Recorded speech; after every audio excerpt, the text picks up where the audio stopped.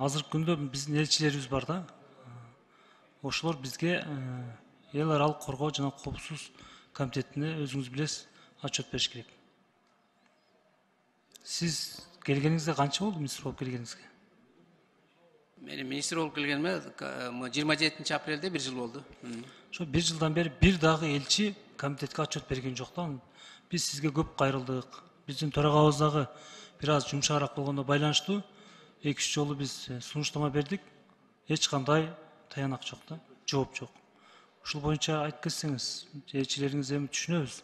Мисалы Түркиядагы элчиңиз жакшы иштеп атат. Чындыгында Түркияда көптөгөн жакында эле жер титирөө болуп, ошол жерде биздин Кыргызстандан барган эмчесин балдарыбыз жакшы карап, жана ошондой эле алар менен тыгыз байланышта иштеп, Руслан Казакбаев жакшы иштеп атат да. Биз этап менен элчилерди комитетке чакырып, ошол жакта биздин студенттер боюнча, жеке ишкерлер боюнча, жана ошондой эле кандай гранттарды тартты, жана ошондой эле кандай инвесторлор менен иштешип жатат, ошол боюнча маалымат алайлы деп комитеттин корутундусунда чыгарганбыз да.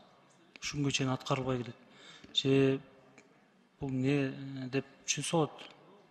Силердин же тоготпогонуңарбы, же болбосо боло берет дегениңерби? Өзүңүз айтмакчы, 1 жыл болду министр болуп келгениңизге. 1 жылдын ичинде бир дагы элчи келип отчет берген жок да.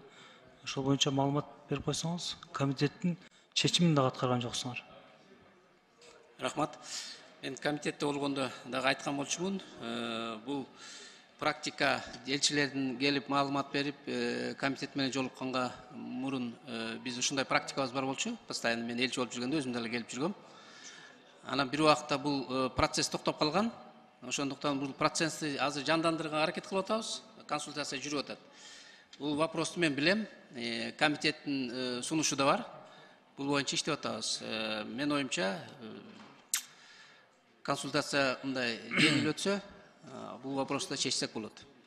Рахмат. Эми биз бул мамлекеттин же болбосо тиги мамлекеттин элчисин бизге чакырып бергиң деп айтпайбыз. Өзүңүз ошону график кылып бизге алып келип берсеңиз жакшы болмок. Чакыруу иретиндечи. Себеби кээ бир элчилердин чындыгында жолугушуулар болуп калат, жана ошондой эле бизден Кыргызстандан барган визиттер болуп калат, алар менен болуп калат, мамлекеттик башчылар барып калат, башчыбыз же болбосо төрагабыз барып калат, жана ошондой эле министрлер барып калат. Ошого байланыштуу бизге ушу график кылып коюп берсеңиз, жана ошондой эле ошонун баарын чакырып, биз ошолордон бир сыйра маалымат алсак. Биз аларга жардам берели деген гана максат. Ошол жактагы биздин чет мамлекетте жүргөн мигранттарыбыз бизге көп кайрылат да. Сизге чейин дагы, сиздин убагыңызда дагы азыр канчалаган, мисалы Москвада биздин элчилигибизди канча чакырдык, бир да келген жок. Силерди да тоготкон жок.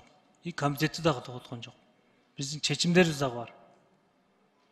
Ошону эске алып, ушул биринчи орунда ушул Москванын элчигинин, Россиянын элчигинин чакырып баштасак. Рахмат. Макул, эске алайын. Görüşelim.